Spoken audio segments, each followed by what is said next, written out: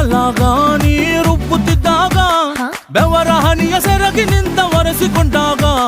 ಹಗ್ಗದ ಮಗೆ ಅಂಗಿ ಒಣಗಿಸುವಾಗ ನಿನ್ನ ಮೈಯ ವಾಸನೆಯು ನೆನಪಾದಾಗ ಎರಡು ಕೈಯ ನೆತ್ತಿ ನೀನು ಜಡೆ ಸುತ್ತುವಾಗ ದಿಮ್ಮನಪ್ಪಿಕೊಂಡು ನಿದ್ದೆ ಮಾಡುವಾಗ ಸುಸ್ತಾಗೋಗಿ ನೀನು ಆಕಲಿಸುವಾಗ ಬತ್ತವಲ್ಲ ಫೀಲಿಂಗ್ಸು